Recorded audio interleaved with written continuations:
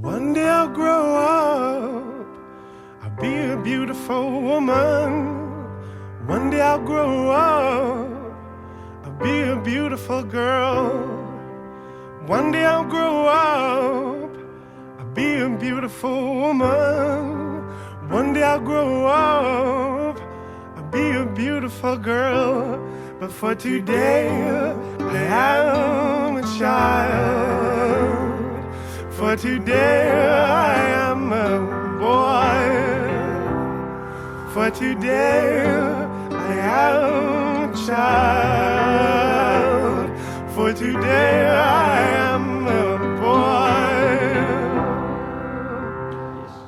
Dag lieve oorabonnees, ik ben Martin Kuiper. Ik doe iedere maand de video-interviews. Ik ben de man achter de camera. Nou niet, ik film niet, maar ik doe wel interview. En jullie zien mij niet, maar nu wel. Straks op deze stoel, Antony van Antony and the Johnsons. Wat zijn zijn 3 favoriete platen? Hoe is hij tot samenwerking gekomen met Lou Reed en Devendra Banhart onder andere? En hoe schrijft hij zijn muziek? Verder gaan we aan hem vragen hoe zijn leven er tot nu toe heeft uitgezien. Geboren in Engeland, daarna is hij verhuisd naar Californië en uiteindelijk is hij terechtgekomen in de New Yorkse avant-garde scene, waarin hij zich heeft ontwikkeld tot de artiest die hij nu is. Veel plezier. I lived in the south of England. And why did you move to the States? My parents had interests in California that they wanted to pursue, so my family moved out there. For a while we lived in Holland too. We lived in Amsterdam in 1977 when I was 7 years old, 78. And then we moved back to England for a while, and then we moved to California. And we lived a lot in different places in California too, so we moved a lot. I decided to move to New York when I was 19, and I just stayed there. Okay, so That's my real home. How important has Kissing to Be Clever been for you? That record was very influential on me, mostly because of the spirit that it sort of it reflected. You know, I mean, Boy George also was so beautiful. He was only like 20 years old, 21. He looked so gorgeous, so feminine and so vulnerable. It really was sort of like, for me, he was like a relative that I wish I'd had him as my older sister or my older brother. You know what I mean? Like, he was so free and so creative. I think he was a tremendous inspiration to me as a kid, as an 11-year-old or a 12-year-old. I decided that I wanted to be a singer.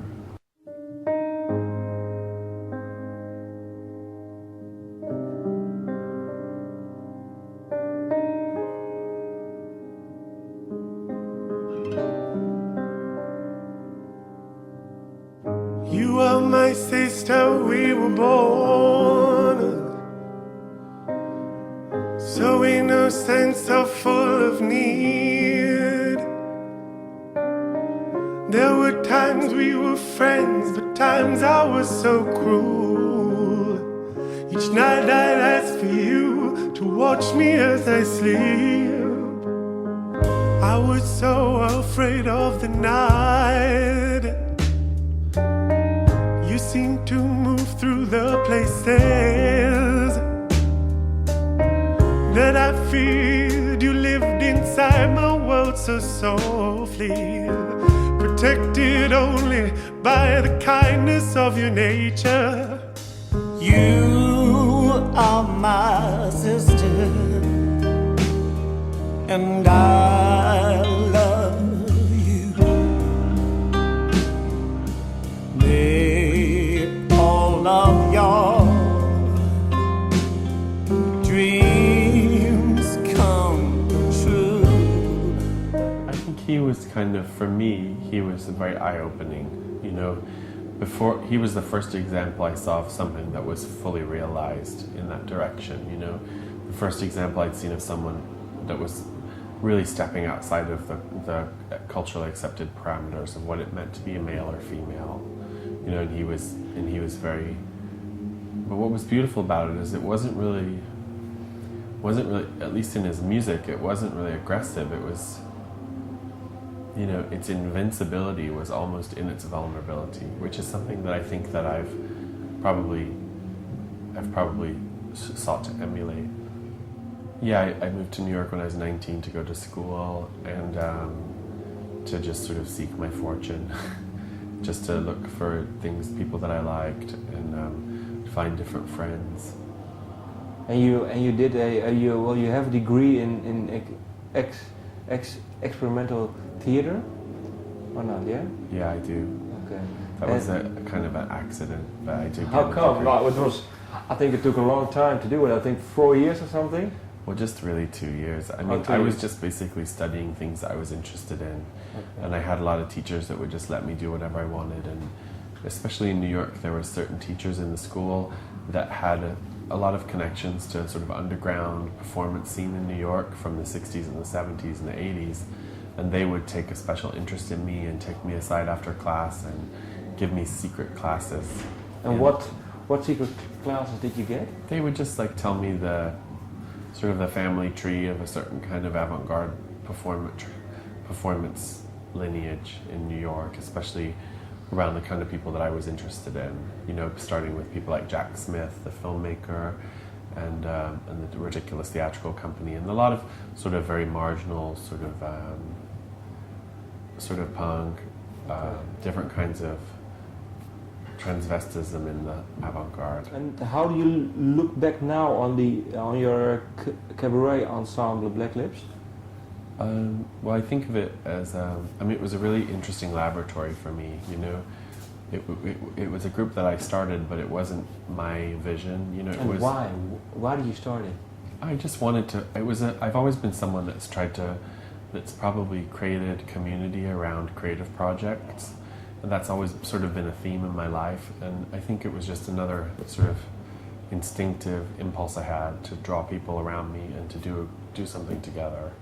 And at that time, I really wanted to be immersed in that kind of late night world in New York. And so we kind of called out for those people to join us. And we found some amazing, amazing people. And it was just at that time in history. It was a strange time in New York story. You know, the New York story was strange in the early 90s because it was sort of crawling through the fallout of that first very bad wave of AIDS and the way that AIDS had affected the city. So there was a sort of a dark feeling, but also a lot of really exciting things happening. It was a mixture of so many different emotions and activities. And I was kind of much more aggressive when I was in my late teens, in my early 20s. How come? I was just more punk about, you know, the way that kids are. I was kind of daredevil. Okay, yeah. And so I was pushing things to the limit, testing the edges. You know, I always wanted to test, to see how far I could take things. And I've sort of mellowed with age. Okay, I think I've just become more reflective. And then what is the thing that you personally did learn from Black Lips? Is there one thing that you can pinpoint or? Well, there were so many things. I mean, it was a really exciting laboratory. We just did I mean, firstly, I got my performing chops there because every week I did shows for 4 years every week, late at night, dealing with crazy audiences, singing my songs. I mean, my main part in all of those shows was always to sing one of my songs. So, you know, I was always really focused personally on my music. But it wasn't until the later 90s that I got the confidence to really just pursue that by itself. And was there one thing that triggered that boosted your confidence?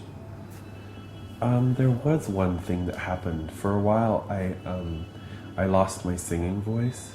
I lost my voice because I had this weird health condition, and I got very scared. And I realized that if I had a dream around music, it was time for me to pursue it. Okay. I lost my voice for about a year, and that was really what propelled me to just want to do music, actually. I was very lucky because I got it back, but after that I was like, oh, I should just be doing exactly what I want to do. And then it took me like 2 or 3 years just to make this record, because it was self-produced, and it just took a long time to capture the right kind of performances and to produce it in a way that I was happy. And how did you write it? Did you write it on just by yourself on a piano, or maybe a singing line in your head, or how do you? A mixture of ways. Oftentimes I write songs when I'm walking around, with the rhythm of my footsteps. That helps me to think of tunes. Okay. And sometimes I sit at the piano if I'm having a strong feeling. You know, oftentimes I usually either write because out of a sense of urgency or a sense of boredom or a sense of sort of creative interest. You know, there's usually those three places. One of them is more of an exploration. One of them is because I have nothing better to do, and usually the most common one is because I really feel like there's something I want to express. And so that's music for you. You want to express your feelings. That's just from the inside for you. Well, I always think about. I'm always very moved by music that feels very sort of connected and sort of transformative, and sort of something that would change the molecules of the room. Okay. You know what I mean? And I'm always seeking when I approach music. I'm coming as a seeking person. I'm looking for something, some kind of a change of state or some kind of relief or release. So for me, music is an opportunity for transformation. Okay. And now a bit more to the album. What do the collaborations with Lou Reed, Rufus Wainwright, Devendra Banhart, and Boy George? What do they tell about you? Those four persons, or is it just coincidence? And it's not coincidence. I mean, it's certainly I think part of that is a very New York story in a way. But I mean, in general, the guests on the record, to me, I almost didn't finish the record, and it wasn't until I sort of threw the doors open for the record and asked a lot of people to help me, and then all of this wave of other voices kind of ushered the record to completion. And how come you were almost not completing it? Was there? I just wasn't feeling good about it. Okay. I didn't feel like it embodied what I wanted it to, and I just felt despondent about it. I tried to record it several times and I gave up. I threw away a lot of recordings. But it wasn't until I asked some other people to help me that it was like opening the windows on a house that's been closed up for 100 years, and suddenly all of this wind blew through the house and a lot of new energy came into it. And it was really that sort of assembling of the collective voice that I think makes the record valuable to me. Not just with the other singers, but also with the people, for instance, in the artwork, the photographer Peter Hujar, the pictures of Kenny Darling, the picture of my friend Paige, and the photographer who did that, Joseph Astor, Kabuki Starshine, who did the makeup, the letters from the kids. There's so many people's work and ideas and spirits represented in the record, and I think that's a very interesting counterpoint to how personal a lot of the work is. So there's this very sort of personal voice, but then there's also this collective voice, and I think that also underscores the fact that the record is quite local in its origin. It's very much, for me, a New York record, but then what's been exciting is to watch it open up and unfold and become something that people can find that they can relate to in many other settings.